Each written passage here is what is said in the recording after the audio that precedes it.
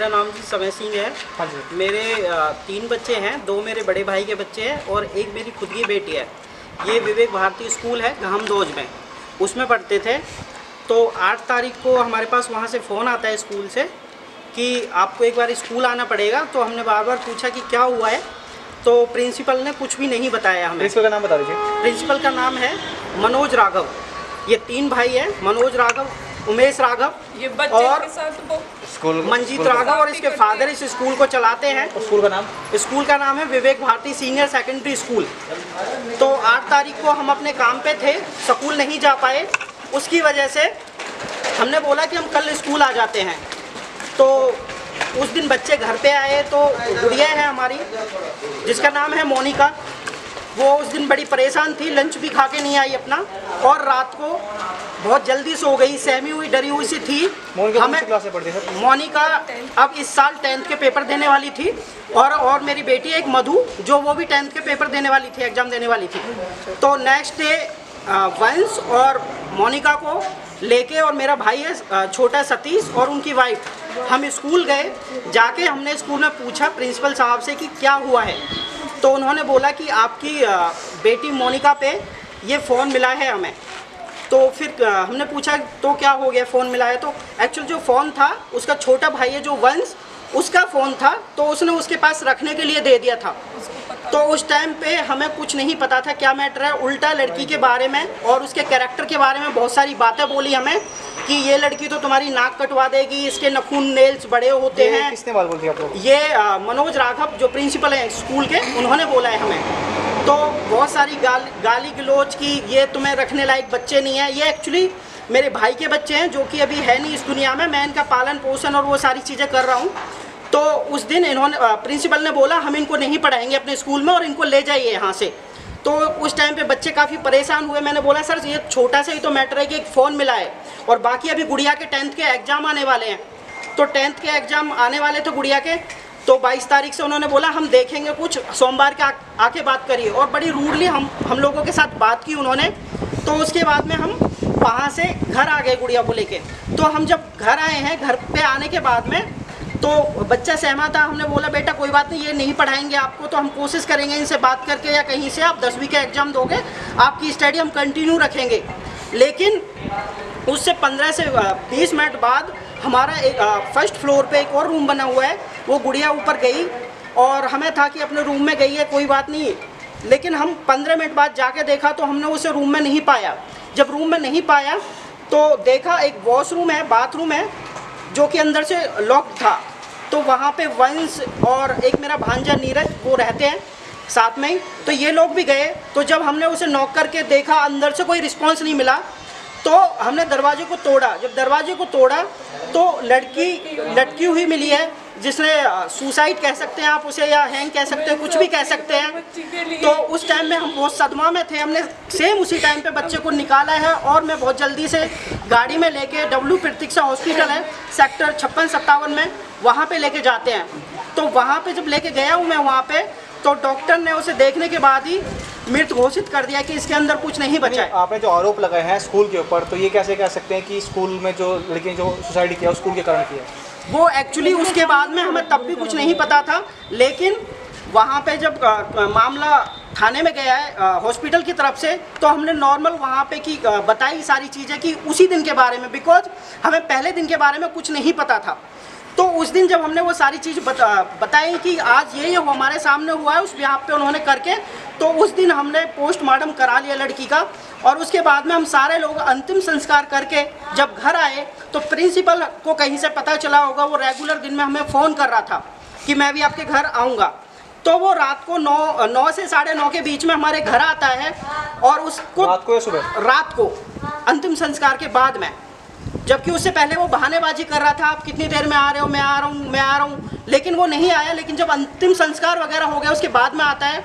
जो उसके बाद में मेरी बेटी है मधु, वो उसे देखती है और देख के एकदम चिल्लाने लगती है कि ये बंदा हमारे घर क्यों आया है, इसकी वजह से मेरी बहन की जान गई है। तब हमारी नॉलेज में आया ऐसा क्या हुआ है। तब इसने बताया कि कल इसने मेरी बहन को बहुत बुरी तरह से कमरे में बंद करके ऑफिस में पीटा है, हाथ मरोड़ा है, थप्पड़ वगैरह मारे हैं। तो प्रिंसिपल ने जैसे ही लड़की की आवाज़ सुनी वो हमारे घर से भाग गया। उसके बाद में हमने बच्चे से सारी बातें पूछी हैं, और दूसरा जो बच्चा है, लड़की का छोटा भाई है वंश, वो भी उस टाइम पे उस प्रिंसिपल रूम में अंदर ही था, उससे भी सारी बातें पूछी गई हैं। तो जब बताया गया है कि जब लड़की के पास फ़ोन मिला तो उनका सर था मनवीर, जो कि फ़ोन मिलने के बाद में उसने सारे बच्चों के सामने उस लड़की की बहुत इंसल्ट की है। उसके बाद में वो उसे प्रिंसिपल रूम में लेके गया है। उस प्रिंसिपल रूम में वंश था, मोनिका थी और एक प्रियंका नाम की लड़की थी जो कि इनकी क्लासमेट है, और 2 लड़के और भी थे। वहाँ पे ले जाने के बाद में इनकी बड़ी इंसल्ट की है, इन्हें गाली गलौज तक किया गया है, हरामजादे, और ऐसे कुछ लड़कियों के साथ में बिहेव किया गया है और बहुत अब्यूजिंग हुई है। उसके बाद में लड़की को पहले पकड़ा है, उसमें 2-3 थप्पड़ मारे, फिर उसका हाथ मरोड़ा है, फिर वंश को कोहनियों से मारा है, जो कि उस प्रिंसिपल का पहले से ही बिहेव है। पहले भी ये बहुत बार कर चुका है उन सारी चीज़ों को। सारे बच्चों में पिटाई लगाने के बाद में अगेन फिर दोबारा उसका मन नहीं भरा है, तो फिर दोबारा से इनकी पिटाई की है, और फिर दोबारा से उसका हाथ मरोड़ा है और फिर पिटाई की है। उसके बाद में बच्चों को धमकी दी है उसने क्लियरली कि ये फ़ोन तुम्हारा नहीं है, ये कहीं चोरी का फ़ोन होगा, मैं इस फ़ोन को पुलिस थाने में दूंगा और उसके बाद में तुम्हारा फ्यूचर ख़राब कर दूंगा। अगला 1 साल तक के लिए मैं तुम्हें लिख के दूंगा, तुम्हारे सर्टिफिकेट पे तुम्हें कहीं भी कोई भी एडमिशन नहीं मिलेगा। जिससे बच्चे बहुत ज़्यादा सदमे में आ गए, बहुत ज़्यादा परेशान हो गए। तो अगर मैं इस पूरे मामले में देखता हूँ तो क्या एक बच्चे की जो जान की कीमत है, सिर्फ फ़ोन मिलना और उसके ऊपर बच्चे की जान दे देना, ये मतलब कहाँ का एक कानून है? प्रिंसिपल का काम होता है बच्चे को अच्छे से हैंडल करना, डील करना। फ़ोन मिलता तो हमें बता सकता था कि फ़ोन मिला है, हम समझाते अपने बच्चे को, बट उसे मजबूर किया गया है। दोनों दिन बच्ची ने घर पे कोई किसी से बात नहीं की है, सदमे में है, और उसने इतना बड़ा हादसा किया है।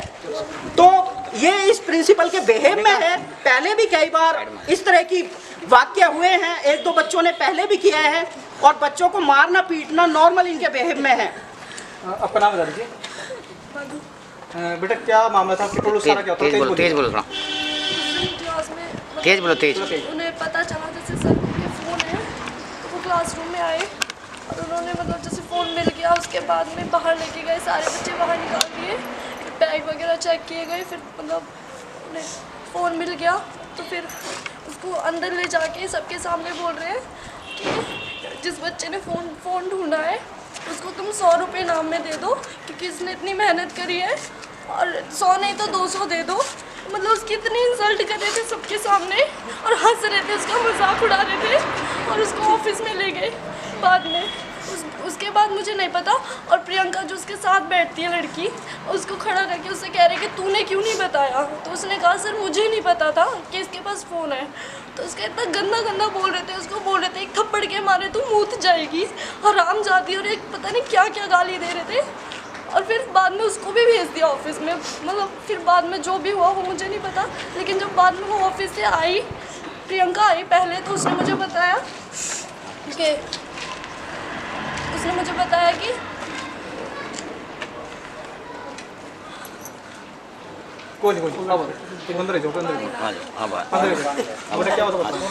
हम ऑफिस में गए थे, फिर सर ने कहा कि अपनी फीस की स्लिप बनवा के लेके आओ। हम उमेश सर के पास गए, उन्होंने फ़ीस की स्लिप बना के दी। फिर हम ऑफिस में गए दोबारा, सर ने कहा था कि तुम्हारी फ़ीस टाइम टू टाइम नहीं आती, तुम्हारे बाउंस होते हैं चेक, मतलब बहुत सारी सुनाई थी और गाली वाली भी दी थी। फिर उसके बाद सर ने फ़ोन का मैटर स्टार्ट कर दिया। सर ने कहा ये फ़ोन किसका है? मैंने मतलब फिर उसी बात पे मेरे को कोहनियों से मारा, मेरे को पीटा था। फिर उसके बाद मेरी बहन को भी थप्पड़ मारे, डुक मारा, हाथ मोड़ा था बहुत तेज़ मेरी बहन का भी।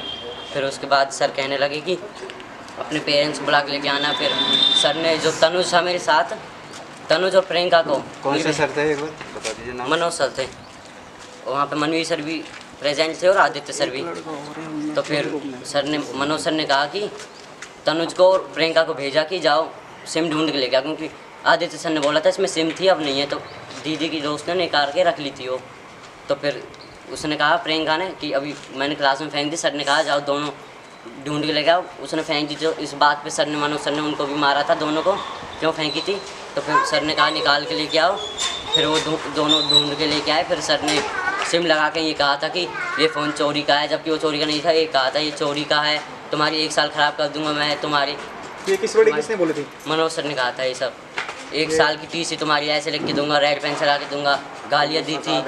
हाँ, तुम्हें फंसा देंगे, तुम्हारी जेल करवा देंगे, मतलब पूरा धमकाया गया था हम सबको, मेरी बहन को और मेरे को, सबको, क्लासमेट को भी।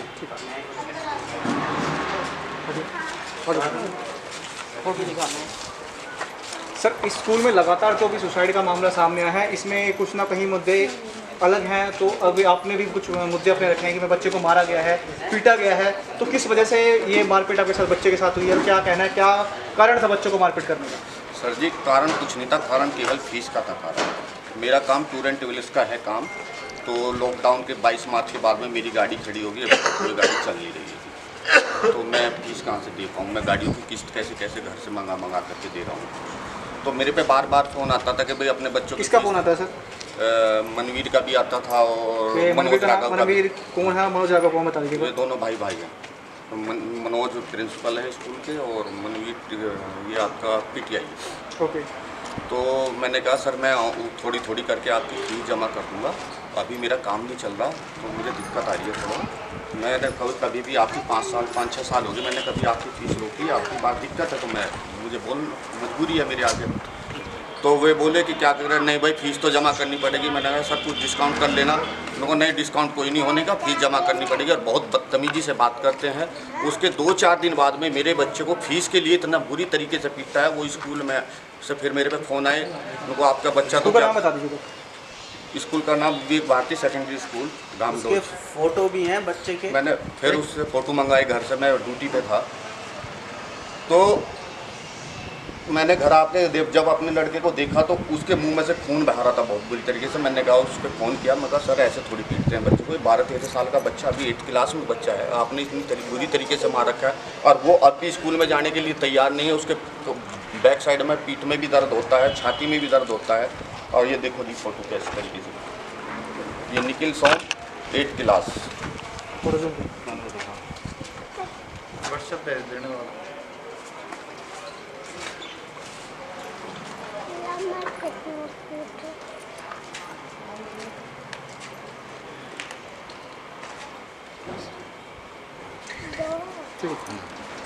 तो अभी क्या मांग करते हैं आप?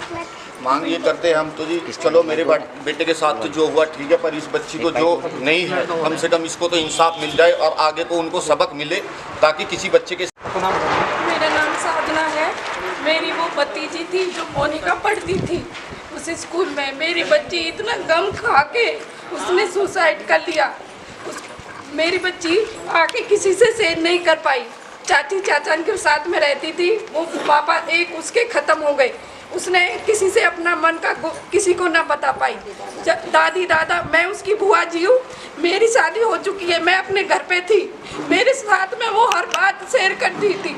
जब उसको मेरी बच्ची ने कोई ऐसा गलत काम नहीं किया, उस प्रिंसिपल ने ऐसे उस पर इल्ज़ाम लगाए। मेरी बच्ची, मैंने इतनी सी इंसाफ चाहिए हमको, बस उसको इंसाफ मिले, जब हमारे कलेजे में ठंडक मिलेगी। इंसाफ चाहिए हमको, इंसाफ। आज हमारी बच्ची के साथ में हुआ, कल को किसी और बच्ची के साथ में नहीं होना चाहिए। वो भी हमारे बच्चे हैं, इंसाफ चाहिए हमको, इंसाफ।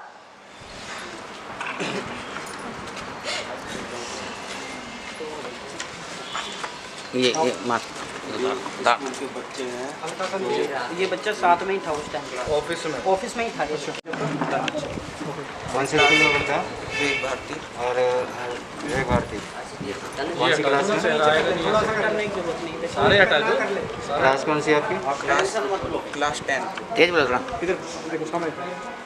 तो क्या हुआ था? नहीं, जिस दिन की घटना थी उस दिन। अच्छा, आप 10th में हो गए आप? हाँ, तो उस दिन हमें क्लास में से बुलाया, तेज बोलो, तेज। क्लास में से बुलाया गया हमें कि चलो ऑफिस में बुला रहे हैं तुम्हें सर। तो हम चले गए, तो उसमें ये बोला गया कि तुम्हारी भी फ़ोटो है फ़ोन में। हमने बोला हाँ सर हमारी भी हैं। तो इतने फ़ोन में फ़ोटो चेक करी कि हमारी फ़ोटो है, और खड़े होके हम सबको मतलब पीटा गया और अब्यूजिंग वर्ड किए गए कि तुम ऐसे लड़कियों के साथ फ़ोटो खिंचवाते हो और ये वो, और तुमने गलत जगह फ़ोन वोन करें, और ये वो तुम्हारा फ़ोन भी नहीं है, चोरी का है, तुम्हें ऐसे कोर्ट में ले जाएंगे और फ़ोन को भी जमा करवाएंगे, और तुम्हारा फिर टीसी की बात आने लगी कि तुम्हारा ना सर्टिफिकेट फेल करके देंगे हम कल। तो सब, हाँ, सबको बुला के लाना अपने मम्मी पापा को, तब देंगे। तो क्या आप स्कूल जा रहे हैं? तो पेरेंट्स गए आपके? हाँ तो गए। कोई भी नहीं जा रहा क्या कहा सर। पेरेंट्स को? पेरेंट्स ने टीसी मांगी तो मना कर दिया कि टीसी नहीं देंगे। अपने दोस्त को बचाने के लिए मैंने झूठ बोला था कि मेरा फ़ोन है। फिर बाद में फ़ोन चेक करने लगे वो सर, फ़ोन चेक कर फोटो आप अपनी क्लास और नाम बता दीजिए। कौन सी क्लास में? 10th 10th। और स्कूल? विवेक भारती सीनियर सेकेंडरी स्कूल। दोस्त की जान बचाने के लिए मैंने झूठ बोला था। फिर फ़ोन चेक करने लगे थे वो, फ़ोन चेक करके सर बोले कि ये फ़ोन मेरा नहीं है। तो बोले कौन दे रहा है, झूठ के ऊपर दोस्त आ रहे थे हम। फिर घर वालों का फ़ोन करा था, घर वालों से पूछा था कि फ़ोन किसका है। फिर मेरी मम्मी फ़ोन उठाया था, उन्होंने बोला कि फ़ोन मेरा नहीं है, वंश का है। और फिर उसको भी फ़ोन मारा था उन्होंने। फिर कहा था कि कल अपने माँ बाप को बुला के लाना, उन्हीं फ़ोन थाने में जाएगा, सर्टिफिकेट बना के दूँगा, फेल का है, ऐसे ऐसे बोला। ऑफिस में